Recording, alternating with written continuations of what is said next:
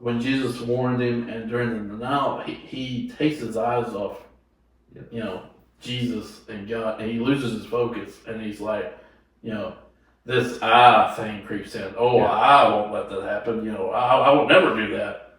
But then you notice you know, at the trial, at the very end, once that rooster does crow, and he actually turns his gaze upon Jesus, he realizes what's going on. Is when he truly sees. So through the roller coaster, I mean, Peter had a roller coaster of a biblical life. The point is to, when you are down, when you are at that low point, you don't stay there. No. You got to get back up, because like Jesus kept saying at the end, I have something for you to do. He's got a plan.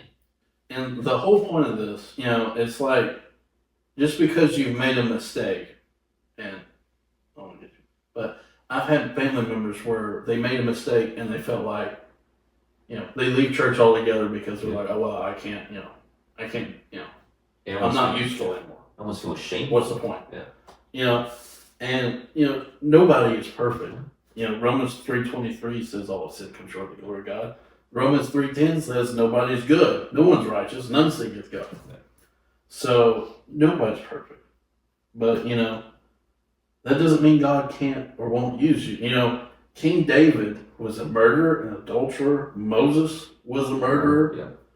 You know, but they repented. David repented. He was called a man after God's own heart. Why? Because he repented and he never did those things again. He didn't stay down. He got up and said, "I'm going to try to do be what better the Lord said." He truly repented. God can use you to accomplish His will, like He did David. And as we've said, Peter went on and did mighty things for God, through God.